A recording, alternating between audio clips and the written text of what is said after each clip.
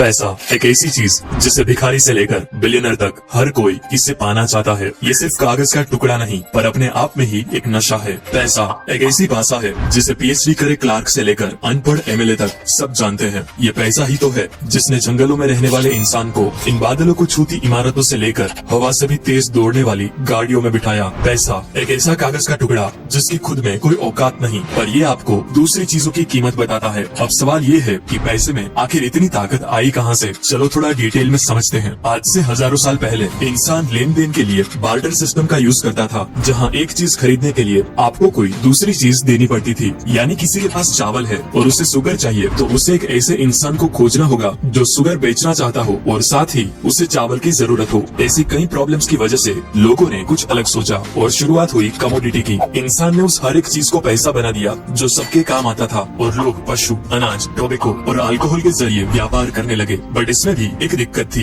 इस बात का पता लगाना बहुत मुश्किल था कि मेरे पास जो चीज है उसकी सही कीमत क्या है। और कमोडिटी वक्त के साथ खराब भी हो जाया करती। खरीदे जानवर मर जाते, अनाज सड़ जाता। अब इंसान को कोई ऐसी चीज चाहिए जो यूनिवर्सल हो और शुरुआत हुई सोने और चांदी से बने सिक्कों की। लेकिन इस दो टांग वाले जीव को इसमें भी प्रॉब्लम थी, क्योंकि वो वजनदार सोने को लेकर घूमना फिरना और साथ ही चोरी का डर। तो कुछ सुनार और दूसरे लोगों ने मिलकर एक उपाय निकाला। उन्होंने लोगों से कहा कि तुम अपना सोना हमारे पास रख दो, हम उसे संभाल कर रखेंगे। बदले में वो सुनार उसे कागज का टुकड़ा दे देता जिसमें लिखा होता कि मेरे पास आपका इतना सोना रखा हुआ है, जिसे IOU कहा जाता। IOU मतलब कि मैं तुम्हारा कर्जदार हूँ, जिसे दिखाकर लोग कभी भी अपना सोना वापस ले जा सकते। सबको ये आइडिया काफी अच्छा लगा और लोगों ने अपना सोना उसके पास रखना स्टार्ट कर दिया। लेकिन फिर कुछ टाइम बाद सुनार लोगों को रियलाइज हुआ कि ये सिस्टम बनाने के बाद ऑलमोस्ट कोई भी इंसान अपना सोना लेने वापस आता ही नहीं और सब बस उस रसीद के जरिए ही व्यापार करने लगे थे, क्योंकि सबको यकीन हो गया था कि रसीद है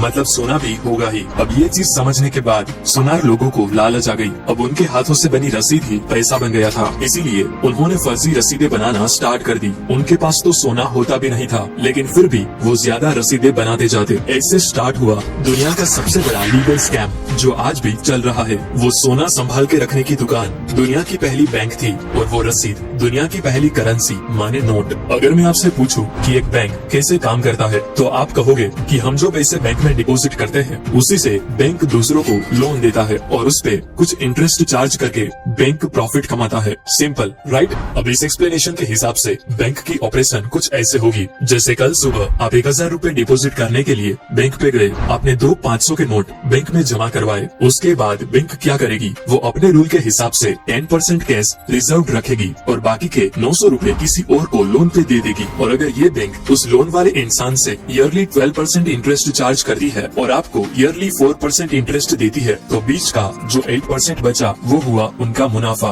राइट? इसी बेसिक प्रिंसिपल पे दुनिया के सारे कमर्शियल बैंक्स ऑपरेट करते हैं। लेकिन बैंक्स बस ऐसे ही पैसा नहीं कमाते, इसके पीछे एक बहुत बड़ी गेम छुपी है जो मैक्सिमम लोगों को नहीं पता। और वो गेम ये है कि बैंक्स आपके 1000 रूपए की डिपॉजिट को आराम से 10,000 रूपए बना के उससे बिजनेस कर सकती है। और वो कैसे होता है चलो समझते हैं। मानो आप 1000 रूपए बैंक में जाके डिपॉजिट करते हो, बैंक अपने रूल के हिसाब से 10% कैश रिजर्व रखेगी और बाकी के 900 रूपए किसी को लोन पे दे देगी। पर ध्यान से देखिए यहाँ हुआ क्या। आपको अपने पैसे डिपॉजिट करने के बाद अगर आपका बैलेंस चेक करोगे तो आपको वो ही 1000 रूपए दिखाया जाएगा। और इधर जिस इंसान ने लोन के लिए अप्लाई किया था और बैंक ने उसे लोन दिया, वो भी अपना बैलेंस चेक करेगा तो उसको भी 900 रूपए दिखाई देंगे। इसका मतलब आप दोनों के हाथों में 1000 और 900 रूपए की परचेजिंग पावर है, जबकि एक्चुअली उस बैंक के पास बस 1000 रूपए ही कैश है। मतलब उस बैंक ने बस अपने कंप्यूटर पे कुछ नंबर्स टाइप करके मार्केट में एक्स्ट्रा 900 रूपए की करेंसी क्रिएट कर दी, जो कि ऑफ कोर्स वर्चुअल है, क्योंकि उसे बैक करने के लिए कोई कैश तो है नहीं। और ये खेल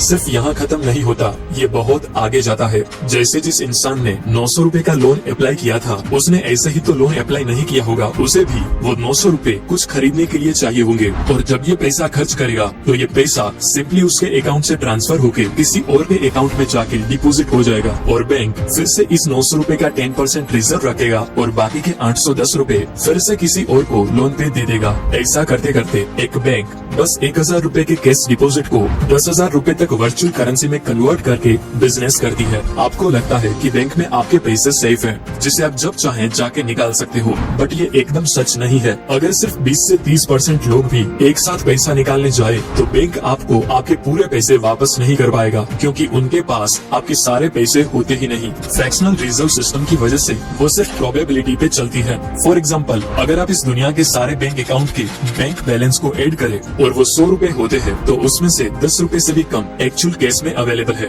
बाकी के 90% से भी ज्यादा बस वर्चुअल डिजिट है, जिसे बस आप अपने मोबाइल या कंप्यूटर स्क्रीन पे देख सकते हो। बॉस, पैसों की इस मायाजाल को जानबूझ के कॉम्प्लिकेटेड बनाया गया है ताकि एक आम इंसान इसे इजीली समझ ना पाए और वो इस सिस्टम में ही फंसा रहे। लोगों को लगता है कि करेंसी और मनी एक ही चीज है, लेकिन ऐसा है नहीं। करेंसी एक मीडियम ऑफ एक्सचेंज है, जबकि मनी खुद वैल्यूएबल एसेट है। आपके घर में पड़ा 1000 के नोटों का बंडल रातों रात कागज हो जाएगा अगर गवर्नमेंट उसे नामंजूर कर दे, क्योंकि वो करेंसी है। लेकिन आपके घर में पड़ा सोने का सिक्का, चाहे दुनिया की कोई भी गवर्नमेंट कुछ भी बोल दे, उसकी वैल्यू उतनी ही रहेगी जितनी वो है। देखो बॉस, दूसरे इन्फ्लुएंसर्स आपको जो भी बोले कि गोल्ड बॉन्ड्स खरीदो, डिजिटल गोल्ड लो, गोल्ड के ETF में पैसा लगाओ, ये करो वो करो, वरना फलाना टैक्स लगेगा, ठिकाना टैक्स लगेगा, मैं कहूँगा रियल गोल्ड भी खरीदो, क्योंकि लाइफ के कुछ डिसीजंस टैक्स के आधार पर नहीं लिए जाते। अब आपके पास कहाँ 500,000 करोड़ है कि आपको 2-4% टैक्स की भी फिक्र करनी पड़े। और सच तो ये है कि पेंडेमिक के टाइम रियल माल ही काम आता है। आप किसी को अपना गोल्ड बॉन्ड का सर्टिफिकेट दिखा के